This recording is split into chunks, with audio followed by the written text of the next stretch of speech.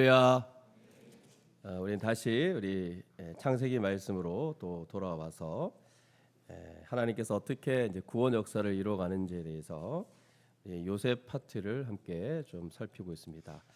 2주 전에는 이제 요셉의 고난에 대해서 우리가 살피면서 고난 주간을 우리가 맞이했고, 또 오늘은 이제 여기 나와 있는 단어들을 보면 형통이라는 단어가 되게 많이 나왔습니다. 그래서 요셉의 형통한 삶이 어떤 것인지를 우리가 함께 좀 살펴보기를 원합니다. 우리가 2주 전에 살펴봤듯이 요셉은 이제 형제들에게 팔려서 이제 애굽으로 내려갔고, 또 거기에서 바로의 신하 신이 대장 애굽 사람 보디발의 집에 노예로 이렇게 이제 팔리는 것을 보게 됩니다. 그런데 놀랍게도 2절 말씀에 보면 여호와께서 요셉과 함께 하심으로 그가 형통한 자가 되어라고 되어 있습니다. 그리고 그의 주인 애굽 사람의 집에 있으니라고 되어 있고, 또 3절을 보면 그의 주인이 여호와께서 그와 함께 하심을 보며, 이제 주인이 또 보는 겁니다. 또 여호와께서 그의 범사에 모든 일에 형통하게 하심을 또 보았다라고 되어 있습니다. 그래서 그 주인이 그것을 보자 이제 어떻게 되냐 보니까 요셉이 그의 주인에게 은혜를 입어 이제 섬기는데, 그가 요셉을 가정 총무로 삼고 자기의 소유를 다 그의 손에 위탁합니다. 맡긴다는 말이죠. 그러니까 이거를 좀 더 자세하게 말하면, 처음에는 요셉을 노예로 이렇게 사서 가져옵니다. 자기의 집에 두었겠죠. 이게 자기 집이라기보다 이제 노예들이 함께 있는 그런 이제 공간이 있겠죠. 뭐 노예들이 뭐 하겠습니까? 그 집에 허드렛 일을 하고 밭일을 하거나 뭐 그렇게 했겠죠. 그리고 이제 여호와께서 이제 요셉과 함께 하심으로 형통한 자가 되어서 이제 어떻게 되냐 보니까 그의 주인 집에 들어가게 됩니다. 원래는 이제 노예들만 있는 집에 있다가 주인 집에 이제 들어가서 집안일을 하게 되죠. 그러니까 좀 처지가 좀 나아진 겁니다. 그 노예들 중에도. 그런데 그의 주인이 이제 여호와께서 그와 함께 하심을 보고, 또 여호와께서 그의 범사에 형통하심을 보고는 요셉이 그 주인한테 은혜를 입죠. 그래서 그 주인 집 안에서 일하는 것을 이제 넘어서서 어떻게 합니까? 전체를 다 관리하는 가정 총무가 되었다 말하고 있습니다. 근데 여기서 멈추지 않고 여호와께서 요셉을 위해서 애굽 사람 집에 복을 내립니다. 애굽 사람을 위해서는 하기 싫지만 여호와께서 요셉을 위해서는 할 수 없이 복을 내는 거죠. 그래서 여호와의 복이 그의 집과 밭에 있는 모든 소유에 미치게 되었다, 이렇게 되어 있습니다. 한마디로 뭔가 잘 된 거예요 지금. 그래서 주인이 그의 소유를 다 요셉의 손에 맡깁니다. 그래서 여기에 나오는 이 형통하다는 단어가 나오는데 2절에도 나오고 또 3절에도 나옵니다. 그리고 나중에 제수가 되었을 때, 감옥에 갔을 때도 형통했다라고 말합니다. 그리고 39장 23절 마지막 구절을 보면 여호와께서 그를 범사에 형통하게 하셨더라라고 되어 있습니다. 형통 좋아하는 단어죠. 형통 되게 좋아하는 단어인데, 이건 뭐 모든 사람이 다 좋아합니다. 그리스도인들 좋아하고 불신자도 좋아하고 애들도 좋아하고 어른들 좋아하고 다 좋아하는 단어입니다. 그럼 형통이라는 뜻은 이 단어상 그냥 쉽게 정리하면 잘 되어서 성공한다, 이런 뜻이에요. 일이 잘 풀리고 막히는 것이 없이 잘 되어지는 것, 이거를 이제 형통이라고 이제 보는데, 흔히 잘 되었다 또는 성공했다라는 얘기를 할 때 형통했다라고 말하거든요. 하나님께서 요셉을 범사에 형통하게 하셨다는 것은 모든 일에 잘 되게 하고 성공하게 하셨다는 거예요. 그럼 여러분, 이런 삶을 살아간다는 것은 아주 멋진 인생 아니겠습니까? 맞죠? 그러면 만약에 요셉이 이 보디발의 집에 노예로 끌려갔을 때 형통하게 된다 그러면, 사실은 우리가 생각하는 이 형통의 개념은 좀 노예의 자리에서 벗어나야 되는 거 아닙니까?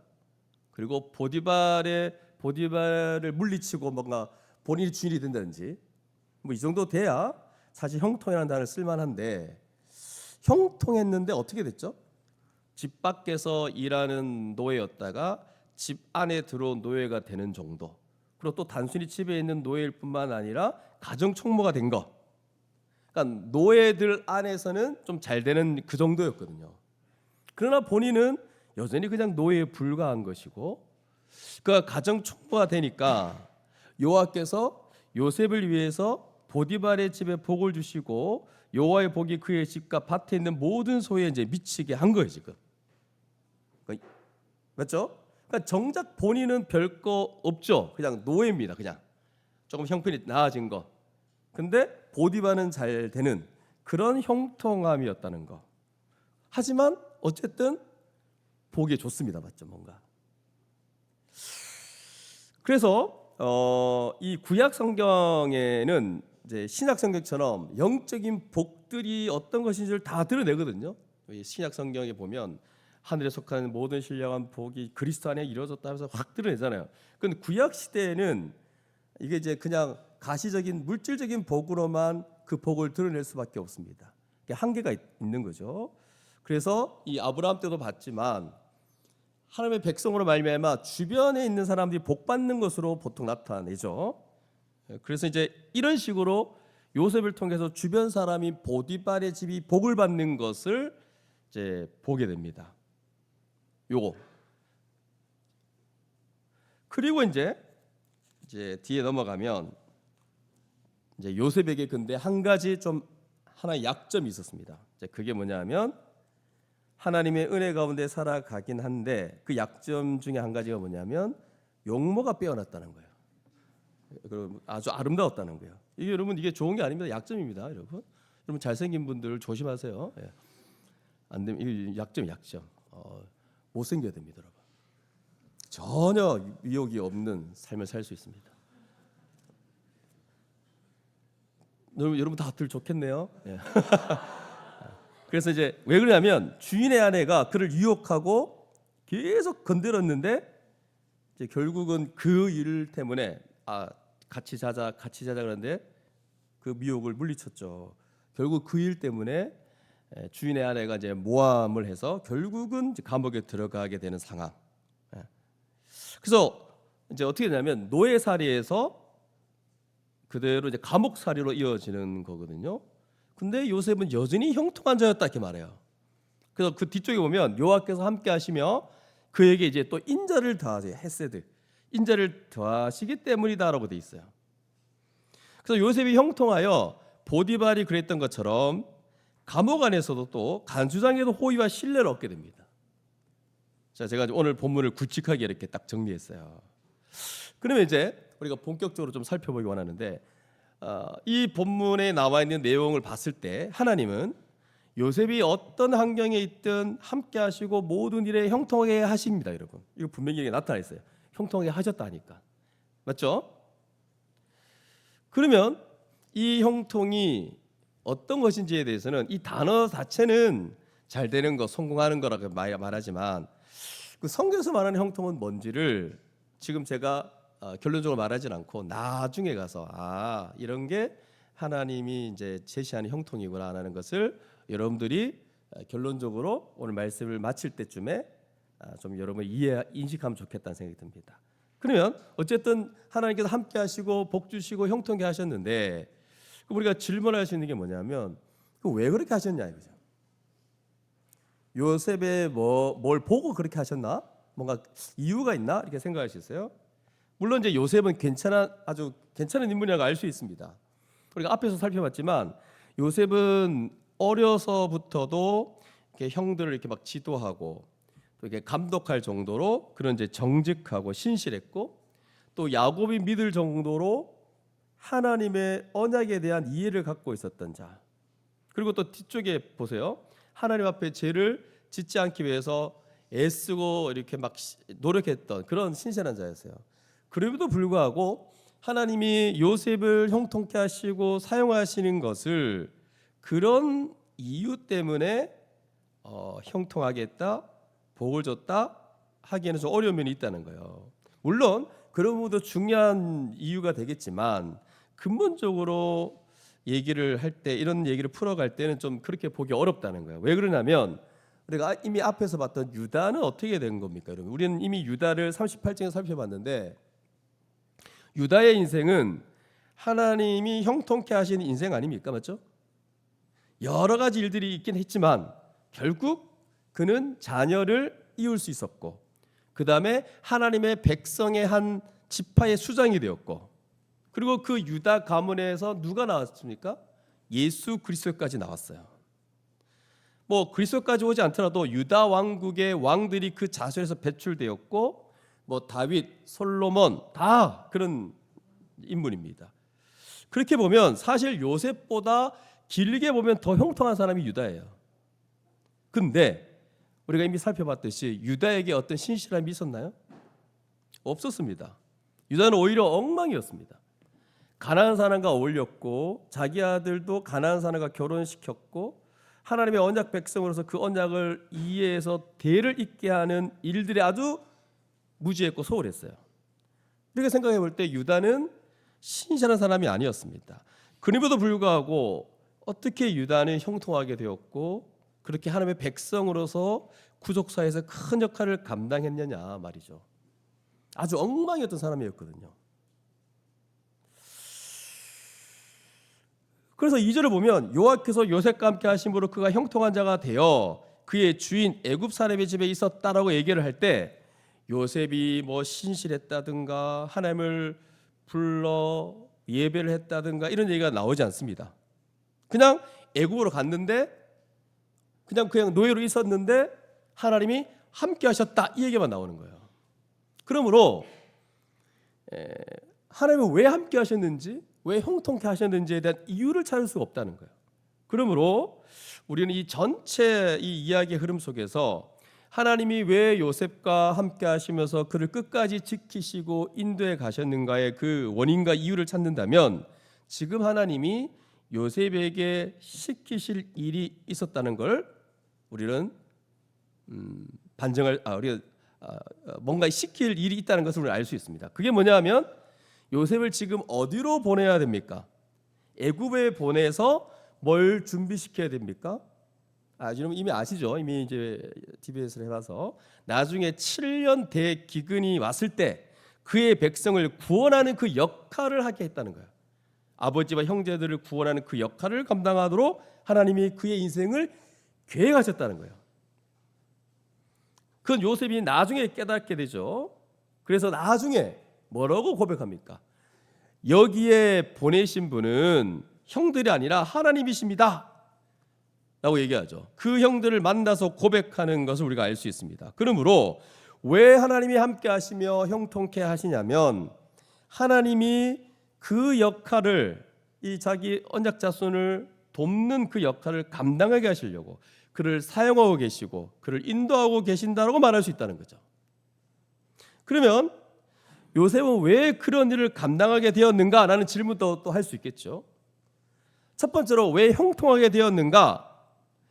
그 일을 감당해 가려고 이렇게 말할 수 있고, 그러면 어떻게 하다 그 일을 감당하게 되었는가? 그냥 야곱의 아들 중에 한 명이라서 이렇게 말할 수 있다는 거예요. 물론 신실함을 가지고 있어서 그렇게 쓸 수도 있었지만 더 큰 이유는 하나님이 그냥 택하신 거예요. 베냐민도 택할 수 있었는데 그때 이렇게 팔릴 때, 이 요셉이 팔릴 때 베냐민이 너무 어려서 요셉이 낫겠다 그렇게 생각할 수 있는 거거든요. 그러므로 이거는 그냥 하나님이 그냥 그렇게 결정하신 거예요.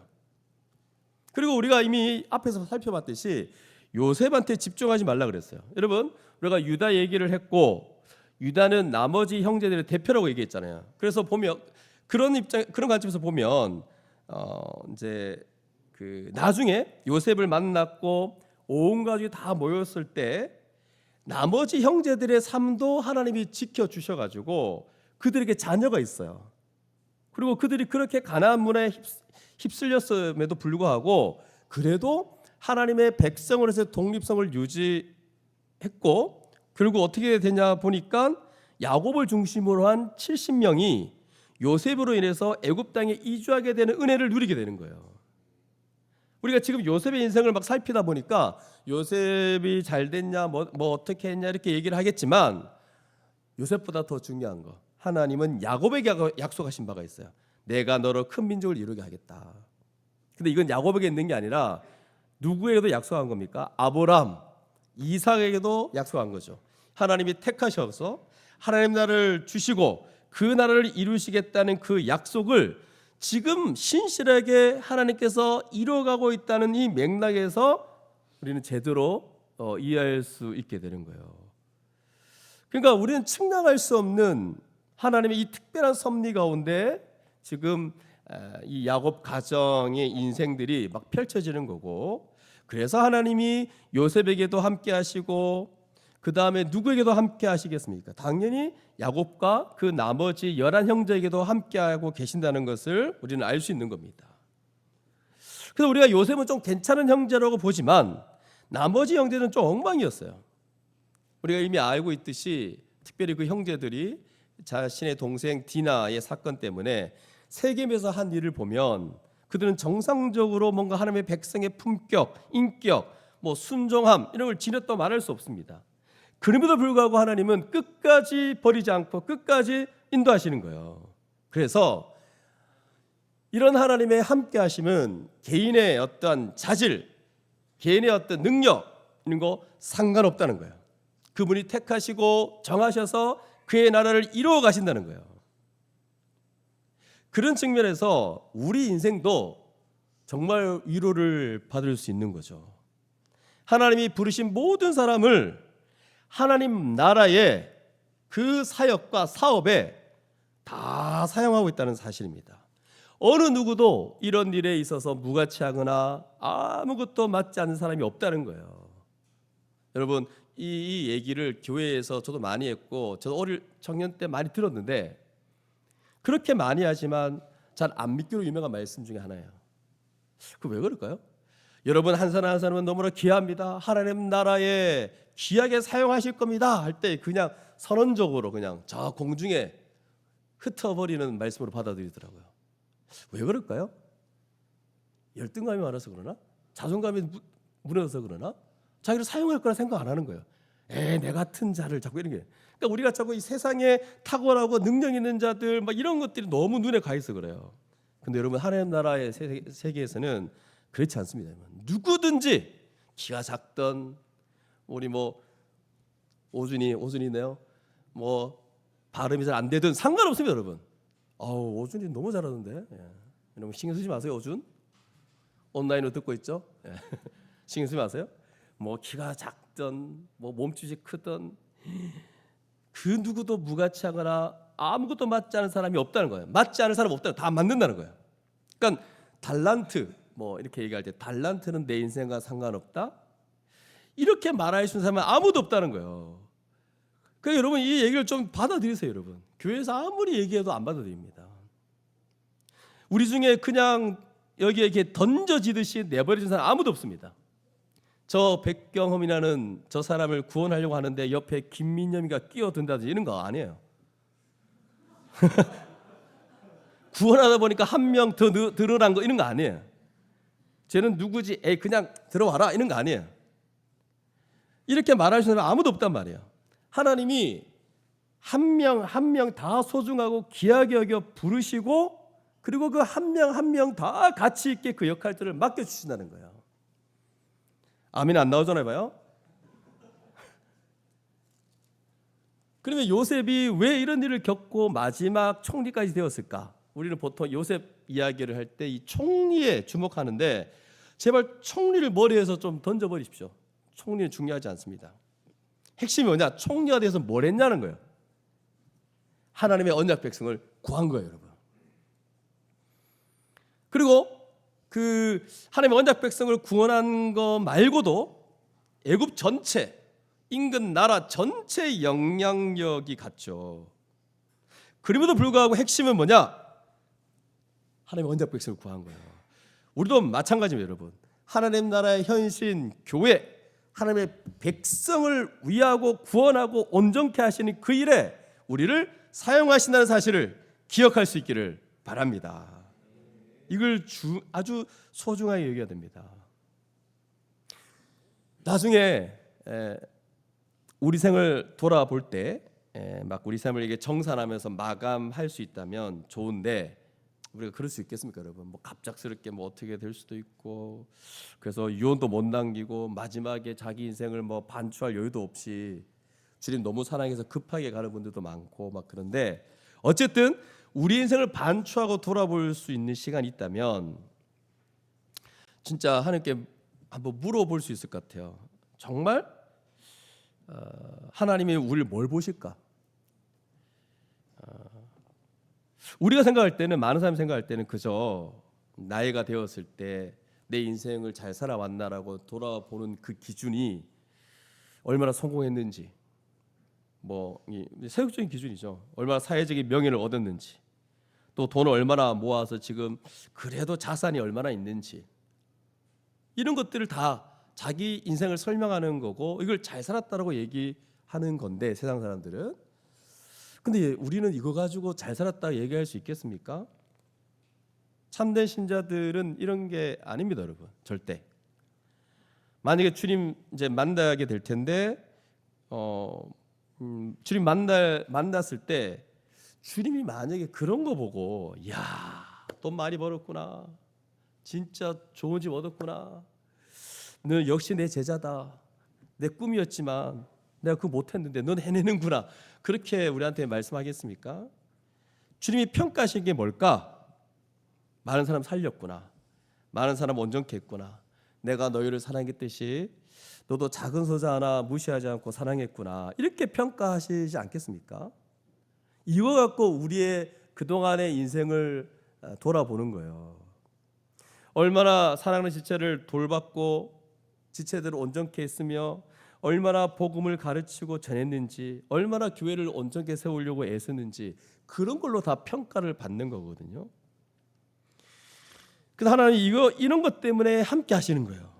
이런 것 때문에 형통하게 하시는 것임을 믿고 모두가 다 이런 일들에 뛰어들게 하셨다는 것을 우리가 믿고 살아가는 겁니다. 그래서 제가 이제 옛날에 이제 그런 거 많이 들었어요.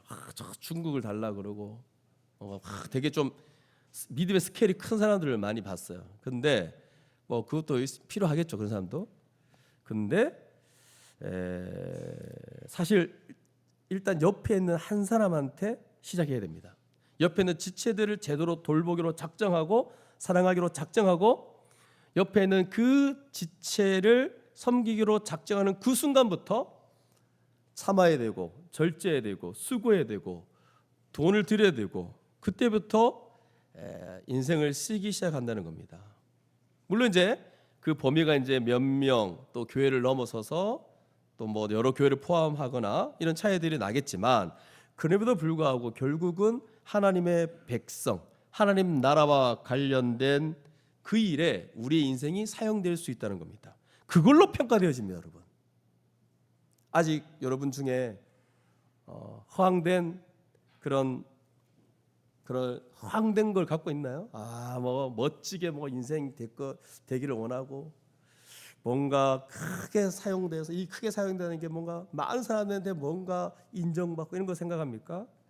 주님이 그런 거 보실까요? 절대 보지 않습니다. 옆에 있는 한 지체에게 얼마나 했는가, 요거를 보고 평가한다는 거예요. 그래서 여러분, 이걸 우리가 기억하셔야 됩니다. 그래서 그것 때문에, 그래서 이제 하나님 나라의 백성답게 살아가는, 그 교회로 살아가는 그 삶을 위해서 뭐 이걸 중심으로 두고 늘 성경에서 교회를 가르칠 때 늘 얘기하는 겁니다. 이것도 맨날 얘기하지만 안 받아들이는, 교회적 삶을 중심으로 공부도 하고 직장 생활도 하고 취업 준비도 하고, 그러니까 이것 때문에 직업을 얻는 거고, 이것 때문에 공부를 하는 거고. 근데 이제 대부분은 각각으로 그냥 공부 따로, 직업 따로, 교회 따로, 그렇지 않고 교회를 중심으로 이것 때문에 공부하는 거고, 이것 때문에 직업을 찾는 거고, 이것 때문에 결혼하는 거예요. 여러분, 결혼 왜 합니까? 여러분, 지금 최근에 또 커플들이 많이 생겼는데 결혼 왜 합니까? 하나님 나라를 풍성히 이 교회에 섬기기 위해서, 온전케 하기 위해서. 혼자는 힘드니까 남편이 돕는 거고 아내가 돕는 거거든요. 실제로 하나님 아담이 혼자 있는 거를, 홀로 있는 거를 보시고 힘들겠다 싶어서 붙여준 거거든요. 그러면 결혼 왜 하는지, 자기 둘이만 이렇게 막 옛날에 뭐 행복하고 자기 둘이만 맨날, 근데 잘 안 그렇더라고요. 자기 둘이만 행복하지 않더라고요. 오히려 더 많이 싸우더라고요. 그러니까 여러분, 하나님 왜 결혼하게 하시는지, 왜 공부하게 하시는지, 왜 직장 다니게 하시는지, 왜 하시는지 생각할 때 다 이거 교회를 중심으로 봐야 돼요. 자녀는 왜 두셨는지. 자녀가 여러분 겁니까? 우리 한국 정세는 너무 특별해가지고 하나님의 것을 여기지 않는 것 때문에 문제가 많죠. 자기 꿈을 이제 자녀에다가 투사시켜가지고 애들을 달달 볶고 얼마나 애들을 자기 방식으로 기르려고 하는지. 그러니까 결국은 신앙생활 잘 못하게 한다거나 그런 일들이 일어나거든요. 그러니까 자녀를 왜 주셨는지 다 하나님 나라를 위해서 주신 거라는 것을 기억하셔야 됩니다, 여러분. 그리고 이제 이렇게 살 때 우리의 삶은 어떻게 되냐? 그때부터 참된 보람, 가치, 또 많은 사람을 유익하게 하는 그런 인생으로 살게 된다는 겁니다. 그래서 이런 걸 생각해 볼 때 우리의 인생을 구상할 필요가 있는 거죠. 그래서 일반적인 터전, 가장 기본적인 터전은 교회가 핵심이고, 그리고 직장이라든지 가정이 있는 거 아니겠습니까, 여러분? 아닙니까? 기분 나쁩니까? 그래서 이렇게 살아가라고 주님이 이런 것들 다 주신 거거든요. 그러니까 여기에 우리의 인생의 의미, 가치, 재미 이런 게 다 담겨져 있어요. 제가 교회를 알기 전까지는 제가 맨날 배웠던 거 1대1의 하나님과의 관계, 하나님과의 친밀성 뭐 이런 것만 막 맨날 배우고, 그래서 하나님께 더 가까이 나가려고 온갖 금식도 해보고 뭐 약간 수도원적인 영성도 가져보고. 근데 여러분 이게 한계가 많아요. 가다가 충분히 안 됩니다. 이게 그러니까 교회를 말해주지 않으니까 신앙생활의 행복, 재미, 의미, 가치 맨날 하나님과 1대1 관계 독대하라 그러고 맨날 그것만 내하라는데 오히려 더 개인주의로 더 빠지고 거기에 없어요. 끝이 안 보입니다. 그럼 하나님과의 그 친밀한 관계가 기준이 어디까지 있습니까, 여러분? 근데 교회를 얘기해 줄 때 우리 인생의 재미와 의미와 가치가 여기 있습니다. 그러니까 여러분, 당신은 사랑받기 위해 태어난 존재도 맞지만 당신은 사랑 주기 위해서 태어난 겁니다. 옆에는 교회의 지체와 교회를 온전케 하고 거기에 보람이 있고 가치가 있는 거예요. 그래서 다른 곳에서 뭔가를 찾는다? 다 허망함에 봉착하게 될 겁니다. 아무것도 쌓은 것이 없이 되는 그런 인생으로 마지막을 보게 될 겁니다. 자, 이 얘기는 이미 너무 이제 성경적 교회나 교회에 대한 얘기를 많이 했기 때문에 제가 뭘 얘기하는지 아실 거예요. 그래서 바로 하나님 나라의 삶의 터전, 하나님의 백성의 삶의 현장이 이제 교회라는 거예요. 그래서 이제 우리 이렇게 살아야 되는 것이고, 그리고 여기서부터 훈련받고 여기서부터 하나님 나라 백성으로 삶을 살아가는 연습을 이렇게 하는 거죠. 그리고 이미 제가 늘 많은 얘기를 했겠지만 여기서 되어야만 가정, 직장, 사회, 국가에서도 그 삶이 이렇게 흘러가게 돼 있습니다. 확장되어서 나가는 거예요. 근데 이거를 모르고 자꾸 이제 옆에는 한 지체에서부터 시작돼야 됩니다. 여기서 연습을 하셔야 됩니다. 이게 몸에 배이면서 나타나는 거지. 우리의 가정, 아무리 가정을 강조하고 가정이 어떻게 해서 많은 시간을 보내고 아무리 해보십시오, 점점점 미루에 빠질 겁니다. 교회를 통해서 이렇게 사랑이구나, 이게 헌신이구나, 이게 섬기구나 본인이 해봐야 합니다. 그러면서 참고 인내하고 절제할 수도 있고, 그래서 한 영혼을, 한 사람을 뭔가 섬겨봐야 가정에서 그렇게 되는 거지. 여러분, 신혼부부들 결혼하면 안 되죠. 맨날 싸우죠. 교회로 충분히 살아가지 않아서 그래요. 그래서 여러분, 싸우시는 우리 커플들 교회로 더 깊이 들어오시기를 간곡히 부탁드립니다. 더 이상 싸우지 마시고. 그래 여러분, 신앙이 가치 있고 재미도 있고 인생이 재미있는 거 아니에요? 그러니까 이거는 여러분 이렇게 뛰어들지 않은 사람은 모르는 거예요. 약간 뒤에서 망치는 사람은 모릅니다. 이 인생의 재미, 의미, 보람, 가치. 뛰어드는 사람만 복된 인생이 여기 있다는 사실을 알게 되는 거예요. 그래서 에베소 4장 11절에 보시면 목자를 세워서 뭘 하냐 이 말이죠. 목사가 원래 이런 걸 하는 거예요. 목사와 교사를 세웠다 할 때 목사와 교사는 원래 하나입니다. 목사를 세워서 뭘 하냐니까 이는 성도를 온전케 하고 봉사일을 하게 하며 그리스도의 몸을 세우려 하심이라 되어 있어요. 그러니까 목사의 역할은 뭐냐면 성도들이 바로 어떤 인생을 부여받았고 어떤 인생을 준비하며 어떤 가치를 해야지 살아가야 되는지를 알게 해주고, 그리고 그걸 알면 그때부터 성도들은 봉사, 섬기는 일, 자기가 받은 거 가지고 섬기는 일을 하게 되는 것이고, 그리고 그 섬기는 목적과 대상은 결국 그리스도의 몸, 바로 교회를 충만케 하고 세우는 거예요. 이게 온전하게 세우는 게 성도들이 온전해지는 거예요. 결국 이걸 위해서 우리가 헌신하고 살아가는 겁니다.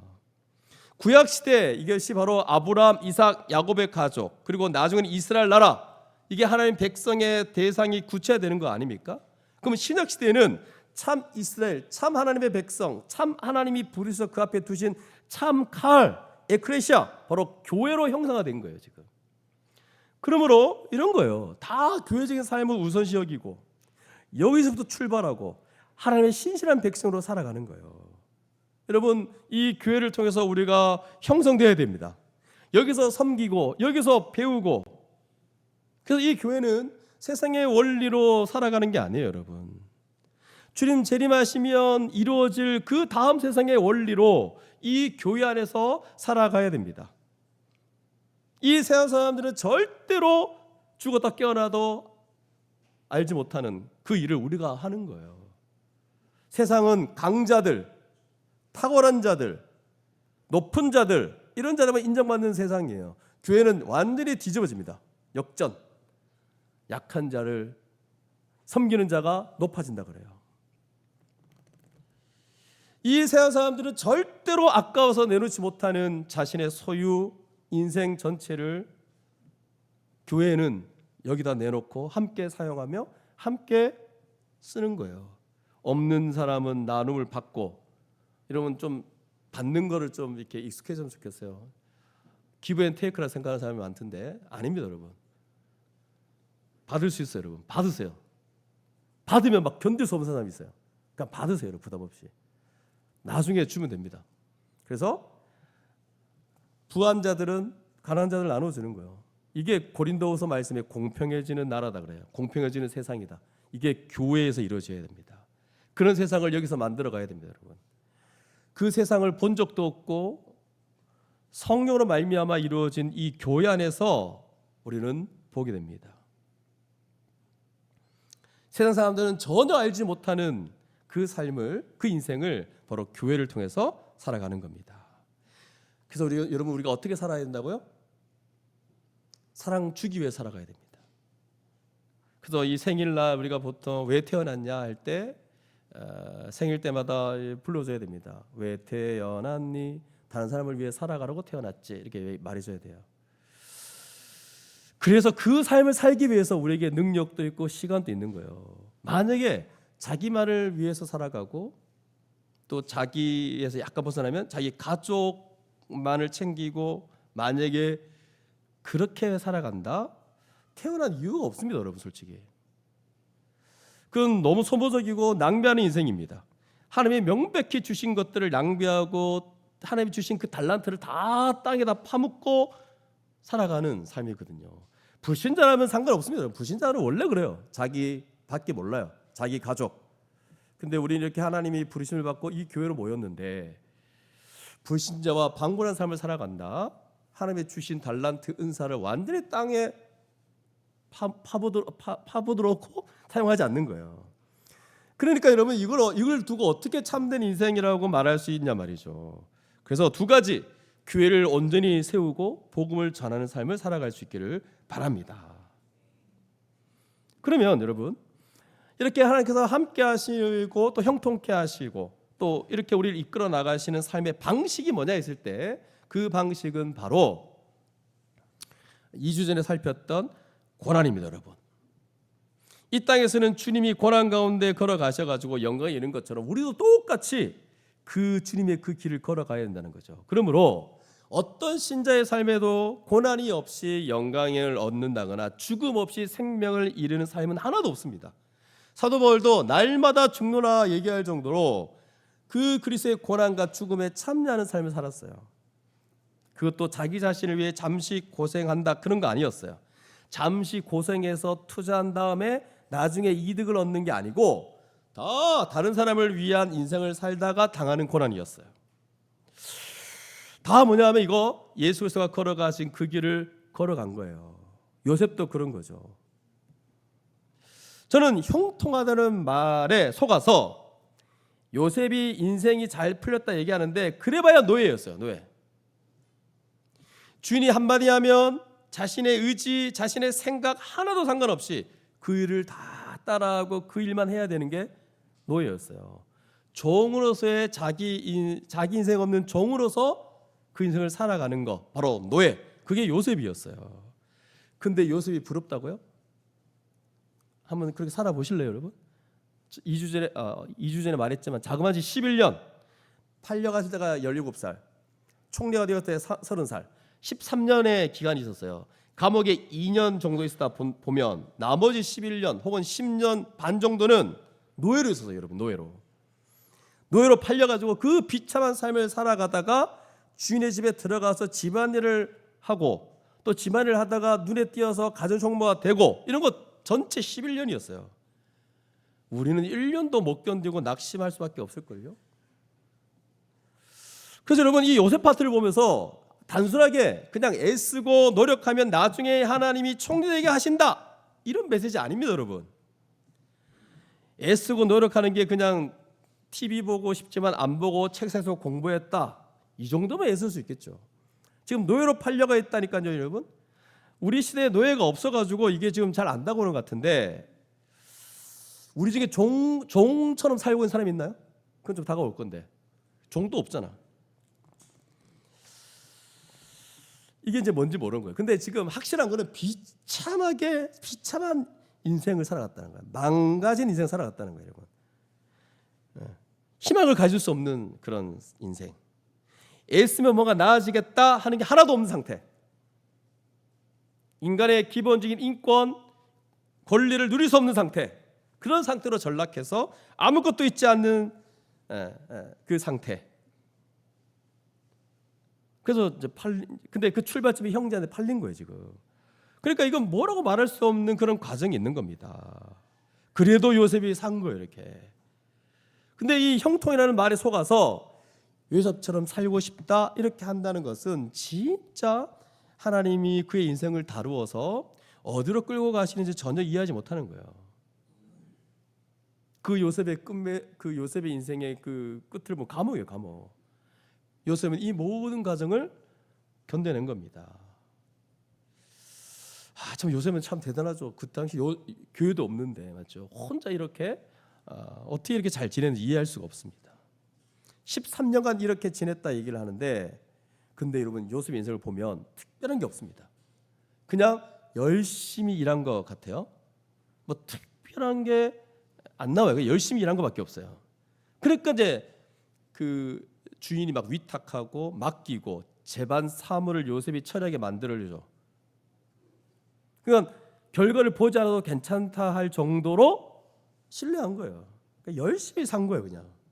그리고 또 하나 주인의 아내가 유혹할 때 이겨냅니다.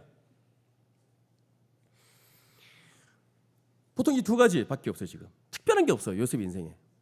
뭐 다니엘처럼 아침, 점심, 저녁에 3번 기도했다든지 이런 거 없어요. 그냥 노예로 산 거밖에 없어요. 그 긴 세월을 살아간 겁니다. 그러니까 도대체 누가 이 요셉의 마음을 알 수 있냔 말이죠. 우리 이렇게 남의 인생이니까 요셉 부럽다. 맨날 총리만 생각하니까 남의 인생이니까 이렇게 쉽게 말할 수 있는데 우리 요셉을 생각할 때 13년을 참으면서 만약에 혹 요셉이 자기가 총리된 걸 알고 있다 생각해보죠. 13년만 참으면 된다. 나는 지금은 감옥에 있지만 5년만 3년만 참으면 나는 꿈을 해서 나는 총리가 될 거야 이렇게 알았다면 그래도 좀 견딜 수 있을지 모르겠지만 요셉은 전혀 알 수 없었습니다. 그저 노예로 살다가 왕에게 죄를 지은 죄수가 갇히는 감옥에 갇힌 것밖에 없어요. 보디발이 그거 담당하는 자리라서 거기다 집어넣은 거예요. 그 얘기가 뭐냐 하면 반역자, 음모를 꿈을 꾸미는 자로 해당되기 때문에 이게 그냥 처형당하거나 영원히 햇빛을 볼 수 없는 그냥 일반 사범이 아니라 반역죄에 해당된다는 거예요. 그러니까 지금 상황이 만만치 않다. 제가 2주 전에도 이게 계속 말했지만, 근데 우리가 이 형통이라는 단어에 속아서 요셉이 어떤 인생을 살아가는지 지금 모르는 거예요. 지금 이 막막한 가운데 아주 오랜 세월을 지금 살아갔다는 거. 17살에서 30살 생각해 보십시오, 여러분. 자기 인생을 준비하는 최고의 시기거든요. 지금 30살 갓 넘어가시는 분 있죠? 최고의 시기예요, 최고의 시기. 근데 이제 30살 넘어가면 좀 약간 기억력이 좀 약해지고 좀 머리도 좀 안 들어가고 막 그런데, 어쨌든 최고의 시기, 에너지가 가장 넘치는 그때에 노예로 살다가 감옥에 있는 거예요 지금. 그러니까 여러분 이걸 어떻게 정상적인 것으로 볼 수 있냐 말이죠. 그래서 우리 요셉의 인생을 이해할 때 뭐 이렇게 좀 견뎌낸다든지 이렇게 함부로 말할 수 없다는 거예요. 그러니까 그렇게 살 수 있는 이유가 어떻게 설명이 안 됩니다, 여러분. 그래서 요셉이 이런 삶을 살아갈 수 있는 유일한 근거가 뭐냐? 2절밖에 없어요. 단 한 가지 설명밖에 안 되는 거예요. 아주 굵직하게 말하고 있죠. 여호와께서 그와 함께 하시도다. 이거밖에 없습니다, 여러분. 여러분, 하나님이 함께 하시지 않으면 아무도 이런 인생을 견딜 수가 없습니다. 요셉도 그냥 1년 만에 무너지게 돼 있을 거예요. 1년 만에 항폐하게 될 것이고 믿음을 잃어버릴 수밖에 없을 것입니다.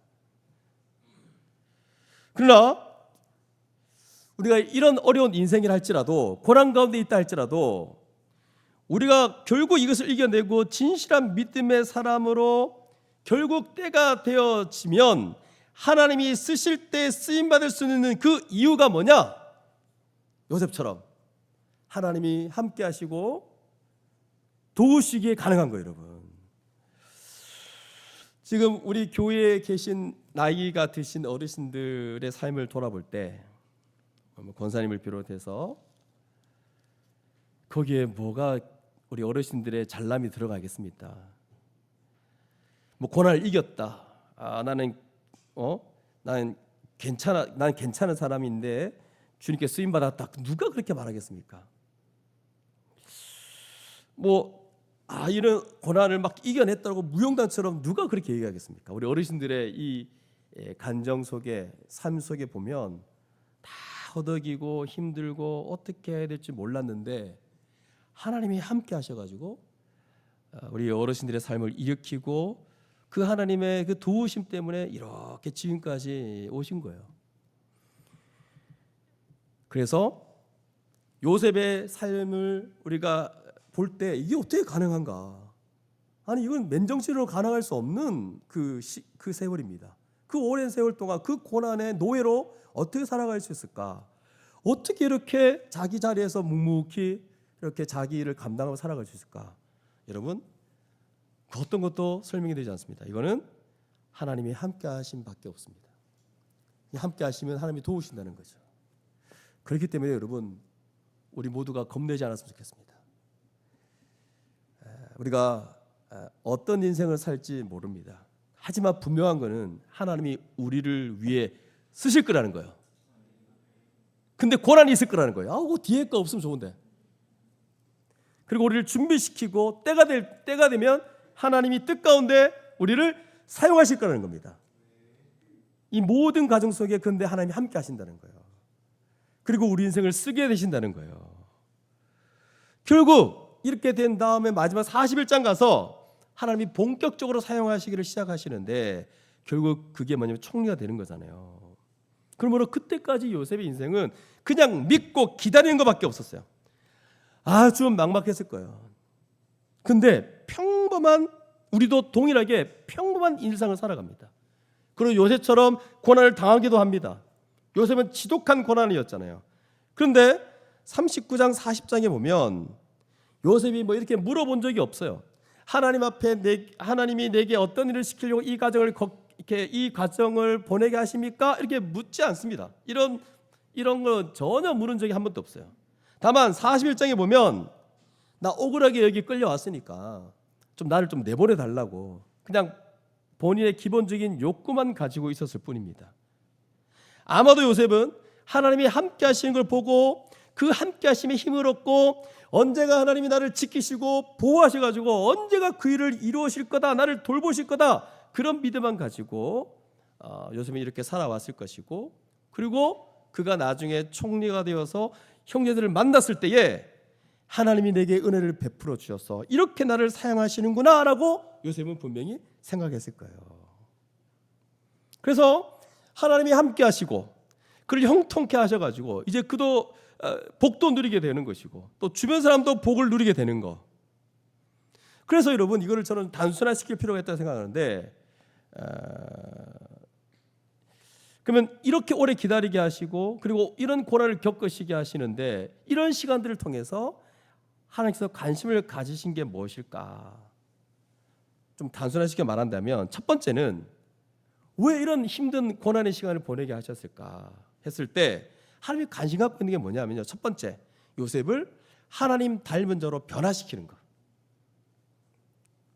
두 번째, 때가 되었을 때 요셉을 하나님의 방식으로 사용하시는 것. 결국 이 두 가지입니다, 여러분. 요셉이 어떻게 변화되었는가 잘 나타나지는 않아요. 그러나 그 오랜 기간 동안의 이 고난, 그 극심한 고난은 요셉을 연단시키고 준비시키고 하나님의 사람으로, 하나님을 닮아가는 사람으로 변화되는 성숙의 시기였다는 것. 그리고 요셉이 이 겪은 모든 일들은 바로 요셉이 때가 되었을 때, 그래서 하나님의 백성을 구원할 수 있는 총리가 되었을 때, 그때 하나님의 일을 감당할 수 있는 자로 준비시킨 거예요. 그분의 일을 이루시게 하는 과정이 바로 고난의 과정이었을 거예요. 우리가 이 두 가지의 관심을 갖고 인생을 살아간다면 우리가 고난 중에도 함께 하시는 하나님과 동행하며 이 복된 삶을 살아갈 수 있을 겁니다. 하나님이 함께 하시고 하나님이 형통케 하신다. 그래서 하나님이 함께 하신다, 하나님이 형통케 하신다는 게 이게 무슨 의미인지를 이제 여러분 좀 알게 될 거예요. 그냥 단순하게 세상 사람들처럼 잘 되고 있는 거 아닌 거 알겠죠? 그래서 하나님이 함께 하시는데 너무 좋은데 오늘 요셉의 인생을 보니까 일은 계속 안 풀려. 하나님이 함께 하시는데 형들한테 팔려. 하나님이 함께 하시는데 노예로 가. 함께 하시는 줄, 잘 되는 줄 알았더니 감옥에 가. 함께 하시면서 뭔가 기회를 얻는 줄 알았더니 잊혀진 바 되게요. 그러나 이런 과정을 통해서 하나님이 이 두 가지 일, 우리를 성숙하게 하시고 하나님의 일을 이룰 준비를 하게 하신다는 거예요. 이 두 가지 관점을 갖고 있다면 우리 인생에 대한 기대감도 좀 생길 것 같고, 이걸 단순하게 보면서 좀 준비하며 살아갈 수 있지 않겠나라는 생각을 하게 됩니다. 여러분, 물론 이 고난을 마주할 때는 너무 힘들고 또 고난을 받아들일 때는 너무 어렵지만 저도 그렇습니다. 근데 이걸 좀 심플하게 본다면 요셉의 인생을 통해서 우리가 좀 가져야 될 교훈은 이 두 가지 관점이에요. 하나님을 닮게 하고 성숙하게 하는 그런 과정 속에 있고, 또 언젠가 하나님의 때에 이를 때 좀 하나님의 일을 할 수 있도록 준비시킨다는 것을 여러분 기억했으면 좋겠습니다. 그래서 좀 심플하게 좀 받아들이세요. 왜 이렇게 어렵지? 왜 이렇게 고난이 있지? 좀 내가 좀 아직 안 됐구나, 인간이. 성숙하게 하려고 하는구나, 준비시키는구나. 그리고 하나님 때에 우리를 하나님의 일을 하게 하기 위해서 준비시킨다는 것을 좀 기억했으면 좋겠습니다. 그리고 또 보디발 집에서 일어난 일들 중에 또 감옥에서 일어난 일들을 봤을 때 우리가 좀 생각해 볼 바가 또 하나가 있습니다. 그것은 뭐냐면 요셉이 가졌던 그 인격 혹은 삶의 태도입니다. 여러분, 요셉이 어떤 사람이냐면, 여러분 이렇게 TBS를 쭉 하시면서 반복 강조된 거 봤죠? 뭔가 열심히 일했어요. 여러분 같으면 열심히 일하겠습니까? 죽겠는데. 감옥에 가서 죽겠는데 거기서도 재반 사무까지 다 바뀌네. 그러니까 열심히 했던 건 틀림없어요. 그리고 능력도 인정받은 게 틀림없어요. 또 하나 어떤 표현들이 있냐면 4절 보시면 자기 소유를 다 그의 손에 위탁하니, 5절에 자기의 집과 그의 모든 소유물을 주관하게 한 때부터, 6절 주인이 그의 소유를 다 요셉의 손에 위탁하고, 22절 감옥에 들어갔는데 감옥에 좀 쉬어야 되는데 뭐라 그러죠? 재반 사물을 요셉이 처리하고, 간수장은 그의 손에 맡긴 것을 무엇이든지 살펴보지 않았다. 이 말은 여러분 상사들이 얼마나 꼼꼼하고 얼마나 좀 맡기면 좋을 건데 맨날 하긴 하잖아요. 저도 그렇지만 그냥 맡겼다는 거예요. 살펴보지 않았다는 말은 믿었다는 거예요. 왜? 살필 이유가 없을 정도로 너무 잘해놓으니까. 그래서 여러분 요셉이 어떻게 살았냐? 어떻게 삽니까 여러분? 이 감옥에서도 노예로 살면서도 자신이 맡은 바 열심히 일했다는 거예요. 여기에서 우리가 좀 가져야 될 태도는 하나님이 창조하신 이 세상에서 우리가 어떻게 살아야 되냐 말이에요. 요셉이 어떻게 살았죠? 열심히 살았어요. 열심히 노력했어요. 아주 성실하게 살았어요. 그리고 이 사람이 굉장히 신뢰받는 거 보니까 아주 정직하고 자신의 것을 챙기지 않고 다른 사람을 위해서 살아가는 인생이라고 우리는 말할 수 있죠. 이게 뭐냐? 하나님 닮은 사람의 모습이죠. 어느 곳에서나 충성스럽고 성실하며 맡기진 일에 최선을 다하고 불의한 일을 행하지 않고 정직하게 자신의 것이 아닌 거 자신의 것 취하지 않는 그런 인생을 살아간 거예요. 이 모든 과정을 우리가 미루어 짐작할 수밖에 없어요. 아마 애굽 말을 몰랐을 건데 이집트 말을 배우는 과정이 있었을 거예요. 아마 요셉이 어떻게 애굽 말을 알겠습니까? 또 여러 가지 맡겨진 일을 격려하는 법을 배웠을 것이고 또 많은 사람들이 얘기했듯이 감옥에 들어가서 왕의 제수들을 상대하니까 온갖 궁정 일까지 다 알고 있었을 거예요. 요셉은 아마 이런 식으로 살아갔을 거예요. 저희는 어떤 면에서 성도들이 이 세상의 일들을 좀 우습게 여기지 않았으면 좋겠다는 생각이 듭니다. 그래서 공부하셔야 됩니다. 학생이 하나밖에 없네요. 공부하셔야 됩니다. 3개월밖에 안 남았어요. 근데 이때만 공부하는 게 아니라 대학에 들어가서도 공부하셔야 됩니다. 이 말은 열심히 살아야 한다는 거예요. 그래서 특별히 학생들, 청년들 기억해야 될 게 뭐냐면 이 하나님이 이게 맡겨주신 이 좋은 시기에 하나님이 우리 맡겨준 거 아닙니까? 준비하는 과정을 우리 허락하신 거잖아요. 근데 열심히 살지 않는다? 이 시간들은 막 자기 마음대로 허비한다? 이건 이제 죄 영역까지 갈 수 있는 거거든요. 자기 인생 자기 거라 생각하는 거예요. 여러분 이게 어떻게 여러분의 인생입니까? 하나님이 맡겨진 인생이지. 막 쓰는 거예요. 자기 놀고 싶으면 놀고 자고 싶으면 자고 더 자고 싶으면 또 자고 또 자고 싶으면 또 자는. 그럼 이건 어느 영역까지 가면 죄일 수 있다는 거. 물론 이제 앞으로 무슨 일을 해야 될지 잘 모를 수도 있고 막 앞이 막 흐릴 수도 있잖아요. 목표도 뭔가 비전이 안 보이고 꿈이 안 보일 수 있잖아요. 근데 여러분 잘 생각해 보세요. 지금 우리 이 세상에 누가 자기 하고 싶은 일에 정확하게 들어가서 그렇게 할 수 없는 시대예요, 지금. 뭐 자기 적성에 맞고 진로에 맞는데 막 들어가고 이게 안 됩니다, 잘. 근데 우리 한 가지 생각할 것은 뭐냐면 하나님 앞에선 인생이라는 걸 생각할 때 아무런 맡겨진 일도 없이 그냥 끝날 거라 생각 여러분 하시는 분 있나요 혹시? 하나님 우리를 사용하실 거라는 믿음이 없는 자도 있나요? 내 인생 아주 무가치하고 무의미하다고 생각하시는 분 있나요? 여러분 그렇지 않습니다. 그거는 하나님 없다고 생각해야만 가능한 인생관이에요. 불신자들은 여러분 상관없어요. 불신자들은 뭐 자기 인생이 귀하다 생각도 안 하고 뭐 같이 물론 그런 사람도 있긴 한데 그건 하나님이 아니고 뭐 자기 신념이에요 그냥. 근데 우리는요 이런 인생관이 아니고 하나님이 우리를 사용하실 거라는 이 믿음을 가지고 있는 자들이에요. 근데 우리가 어떻게 하루하루 무의미하게 막 내 앞날을 잘 모르니 나는 모르겠다 이렇게 어떻게 사냐 말이죠. 그래서 지금은 미래가 확 보이지 않겠지만 그냥 자기 맡은 바 공부를 열심히 하고 또 젊은 자들 이제 거의 대학을 다 졸업했죠. 그때 준비하셔야 됩니다. 훈련하는 때예요. 근데 이제 이 시기를 그냥 막 자기 마음대로 시간을 막 함부로 쓰며 열심히 준비해야 되고 열심히 살아야 되는데 그거 전혀 상관없이 자기 인생을 마음대로 낭비하고 뭐 기술을 배운다든지 뭘 준비하고 막 그래야 되죠. 허황되게 그냥 뭐 이 세상에서 하나님이 주신 이 모든 것들 하나님이 창조하신 거죠.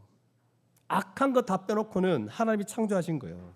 이 세상에 주어진 학문, 지혜 다 하나님께서 온 겁니다. 대다수입니다.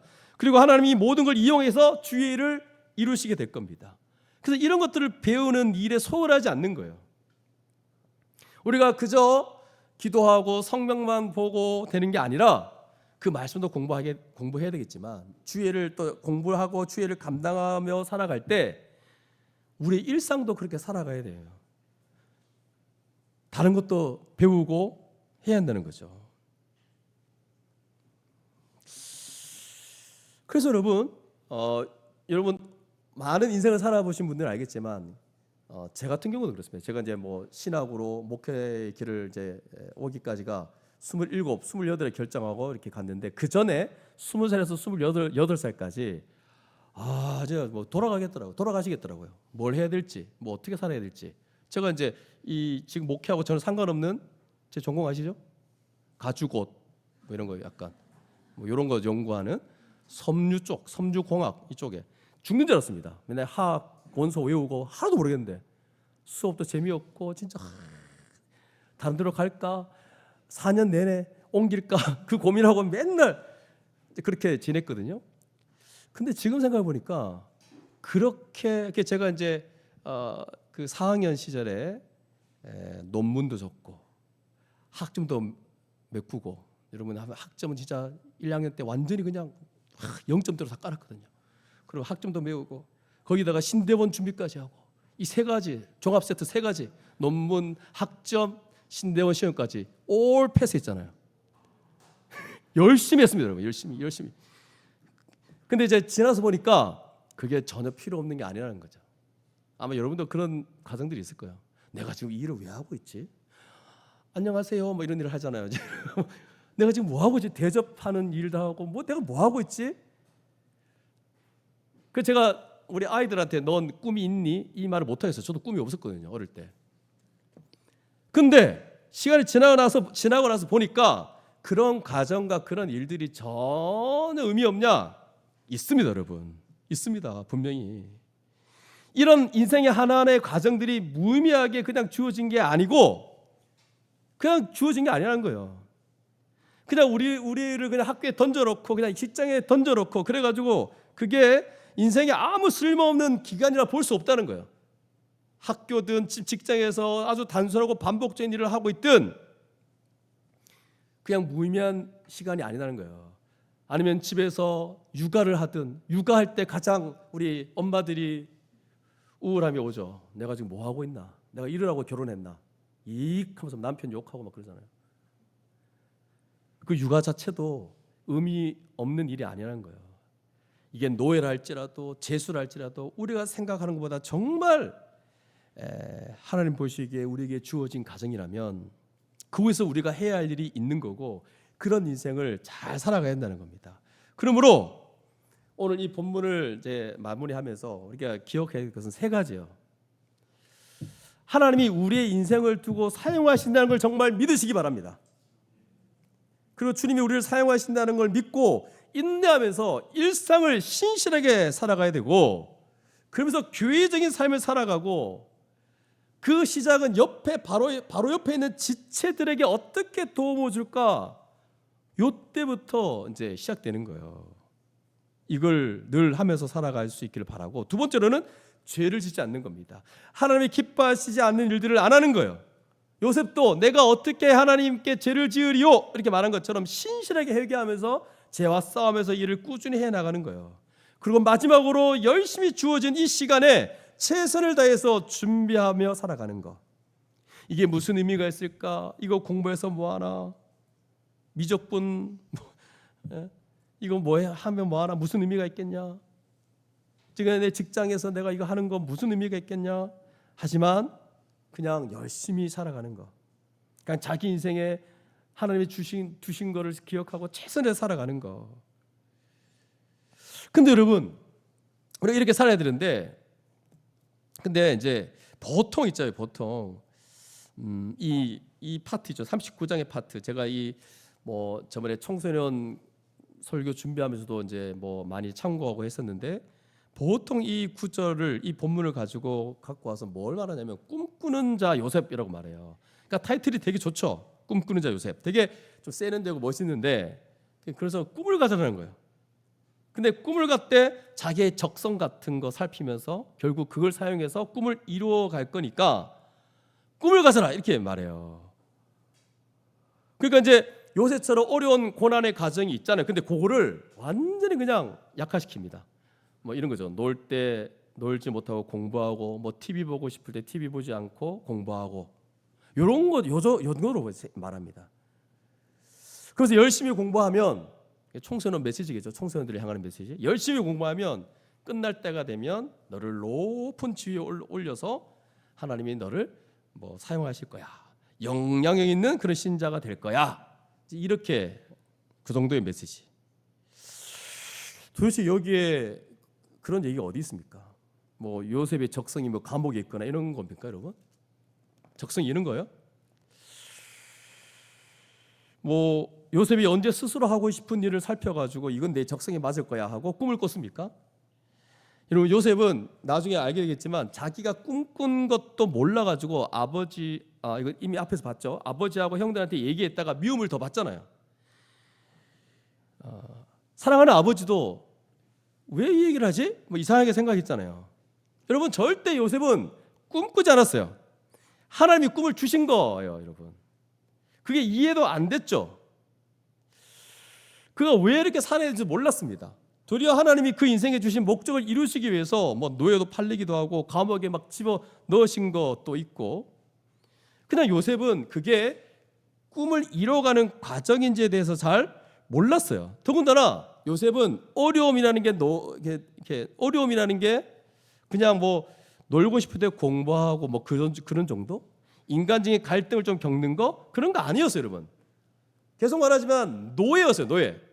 죄인이었어요. 완전히 인생이 끝난 거였어요. 그런 것인데 이걸 일반적인 꿈 얘기로 갖고 와서 집어넣으면 이거는 여러분 그저 세속적인 자기개발, 이거는 성경에서 하나님이 우리의 인생을 만들어 가시는 거 아무 상관없습니다. 근데 자꾸 이런 메시지들을 갖고 들어오니까 하나님이 저를 이 땅에 보내셨으니까 그냥 대충 살지 말고 멋지게 영향력 있는 그런 인생이 이제 되게 하라고, 될 거라고, 그런 인생 되게 하려고 기도하라는 거예요. 여러분, 그렇지 않습니다. 이건 인본주의적인 어떤 자기 개발에 불과하고 성공 스토리, 인생 극장 뭐 그런 얘기밖에 안 되는 거예요. 이게 왜 자꾸 이런 얘기가 나오냐면 요셉이 마지막 총리 되는 것 때문에 그래요. 이게 이제 우리한테 대단히 안 좋은 겁니다. 대통령 권한 대행. 결국 인생이 하나님 그렇게 하실 거라는 거. 근데 여러분 잘 생각해 보세요. 요셉만 이렇지 예수님의 마지막 모습, 뭐 바울의 마지막 모습 생각해 보십시오. 예수님 마지막 처형당하고 바울이 톱으로 잘려서 순교당했다 하잖아요. 왜 그런 인생은 본을 삼지 않습니까? 왜 그거 왜 기도하지 않습니까? 하나님, 내가 열심히 살다가 톱으로 잘리는 경험을 하게 해주십시오. 그런 기도는 안 하잖아요. 왜 자꾸 요셉만 자꾸 얘기하냐 말이죠. 그래서 마치 뭔가 내세가 없는 것처럼, 이 땅에서 뭔가 다 이뤄야 되는 것처럼, 요셉처럼 지금은 잠깐 고생하면 높은 자리에 올라갈 거라고 얘기하는 거, 여러분 다 안 좋은 말이고, 틀린 말이고, 우리는 이 땅에서 뭘 생각해야 되냐면 주기도문에 나와 있는 것처럼 어떻게 되죠? 하나님이 영광 받으시기 위해서 나라가 임하게 해달라고, 우리를 다스려 달라고, 우리의 순종으로 말미암아 하늘에서 이루어진 그 뜻이, 하늘에서 그 뜻이 이루어진 것처럼 이 땅에서 이루어지게 해달라고, 결국 하나님께 영광 돌리게 해달라고 우리가 매일 이 기도를 드리며 살아가야 됩니다. 그러니 여러분, 우리가 취업하고 성공해서 잘되기 바라고 이런 모든 것들이 그저 단지 그 자체에 있는 게 아니에요. 결국은 다 하나님이 영광 받으시는 그 일에 관심을 두고 직장도 다니고 공부도 하고 그렇게 하냐 말이죠. 학생들은 왜 공부하냐? 근본적인 답은 하나님께 영광을 위해서 하는 겁니다. 언젠가 하나님 때에 쓰임받기 위해서 그렇게 하는 거고, 근데 보통은 이제 하나님께 영광 된다 하지만 자기도 영광 받고 싶은 거예요. 그냥 옆에 껴서 영광 받고 싶은. 그러니까 그런 인생을 자꾸 생각하고 기획하다 보니까 고난을 견딜 수 없는 거예요. 낮아지는 것도 잘 안 되는 거예요. 자기 위치를 자꾸 세상이 말하는 바 그쪽으로 가 있으니까 자기 인생이 조금만 안 풀리면, 세상 사람들에서 인스타에 나오는 그 사람처럼 조금 못하면 낙심하는 거예요, 여러분. 낙심이 왜 있습니까, 여러분? 절대 있을 수 없는 이유는 원래 죽은 인생인데, 우리가 덤으로 사는 인생인데, 죽은 인생인데 무슨 낙심이 있습니까? 죽은 자인데 뭐 죽은 인생 주제에 무슨 낙심이 있습니까? 그리고 왜 직장 다니냐? 왜 공부하냐? 왜 여러분 집을 얻고 왜 결혼해서 왜 그렇게 살려고 합니까? 이게 하나님의 뜻과 상관이 있냐라고 정직하게 물어봐야 돼요.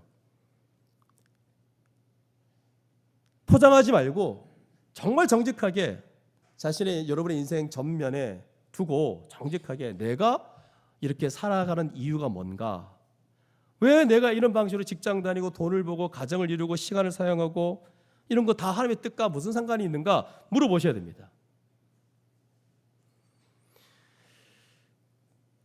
그러면 어떻게 살라는 말입니까? 결론은 뭡니까, 목사님? 복잡하네. 결국 시작은 옆에 있는 한 사람부터 시작하셔야 됩니다. 내 옆에 있는 작은 소자에게 물 한 그릇 준 거, 그거 내한테 한 거다. 그런 인생을 살아갈 수 있기를 바랍니다. 뭐 거창한 거 아닙니다, 여러분. 헐벗은 자에게 옷을 입혀주고 배고픈 자에게 먹을 것을 주고 주를 위해 갇힌 자를 돌아보고 그런 인생을 우리 주님께서 평가하실 것이고 그런 일들을 내게 맡겼다라고 말씀하고 있습니다. 그래서 이게 점점점 이렇게 시간이 지나면서 주께서 맡기신 그 일들을 더 많이 하게 되고, 근데 뭐 더 많이 한다는 것도 의미가 없는 게 과부의 두 렙돈의 원리가 우리 가운데 쓰여집니다. 우리 교회 안에 작동되기 때문에 뭐 많은 일을 하고 막 이런 것보다 진짜 그 중심에 자기 맡은 바를 최선을 다해서 할 수 있는 거. 그래서 우리 모두가 열심히 살았으면 좋겠고, 그래서 누군가 진리를 모른다면 어떻게든 복음을 전하고 말씀을 가르치고, 또 누군가 주위에 정말 결핍이 있고 어려움이 있다면 어떻게든 채워주려고 하고 공급해 주려고 하는 거. 이게 이제 한몸된 교회를 이제 이루어가는 모습이죠. 이미 교회 안에 세상 사랑, 자기 사랑, 그런 헛된 인생관이 많이 들어와 있어. 이기심, 자기만을 위하는 삶. 그래서 탐욕도 생기고 거기에다가 세상의 이 쾌락도 가지게 되고 이생의 자랑, 이런 헛된 인생에 빠져서 말로 다 할 수 없는 두려움, 공허함에 염려 가운데 살고 있는 그런 자들에게 어떻게든 하늘의 그 평강과 그 기쁨을 맛볼 수 있도록, 그 안식을 누릴 수 있도록 도와주고 섬기고 정말 참된 인생의 가치와 보람이 뭔지를 좀 보여주고 그들을 이끌어내고 그런 삶을 우리가 살아야 되지 않겠습니까? 그때 고난도 당하고 또 하나님 주신 그 달란트가 뭔지를 기억하고, 그래서 하루하루 우리가 준비하며 살아가는 그런 요셉 같은 인생이 되기를 간절히 소망합니다. 말씀을 정리하겠습니다. 여러분, 여기 계시는 한 사람도 무의미한 인생은 없습니다. 여러분, 물론 하나님을 떠난 인생은 아주 의미 없어요. 그러나 정말 여러분 가운데 믿음이 있다면, 믿음으로 하나님 앞에 서 있다면 어느 누구도 무가치한 인생 없습니다. 뭐 이게 지체론으로 말할 수도 있고요, 뭐 은사론으로 말할 수 있고, 각 사람마다 하나님이 선물을 주셨어요. 한 명 한 명마다 다 갖고 있습니다. 그걸 믿고 이 과정을 좀 견뎌내고 준비하면서 하나님이 함께 해주심을 의지하고 이 땅 가운데 일상을 신실하게 살아가느냐 살아가지 않느냐에 따라 우리의 인생 전반적인 이 풍성함이 열매가 맺히냐 맺히지 않냐에 달려 있어요. 이게 자동적으로 되는 건 아니겠죠. 우리에게 맡겨진 영역들이 있습니다. 하나님이 함께 해주심으로 우리 스스로가 그 일을 감당하고 최선을 다하며 살아갈 부분도 있어요. 그래서 우리 교회로 살아가고 한 영혼에게 집중하고, 그러면서 하나님이 창조하신 이 세상 속에 들어가서도 최선을 다해서 열심을 다해서 각자의 그 맡은 위치에서 그렇게 살아갔으면 좋겠습니다. 그리할 때 우리 주님이 다시 오시면 우리에게 분명히 말씀할 겁니다. 야, 정말 잘했다. 충성된 종아, 정말 너 잘 살았다. 내가 준비한 면류관이 너한테 기다리고 있다라고 분명히 그렇게 말씀해 줄 겁니다. 오늘 이 요셉의 인생을 돌아보면서 우리의 인생에 대한 관점을 어떻게 가지고 어떻게 살아가야 될지를 다시 한번 반추하며 우리 또한 요새처럼 그런 인생을 살아가는 우리 주님의 교회 모든 성도님 되시기를 주님의 이름으로 축복합니다. 우리 함께 기도하겠습니다.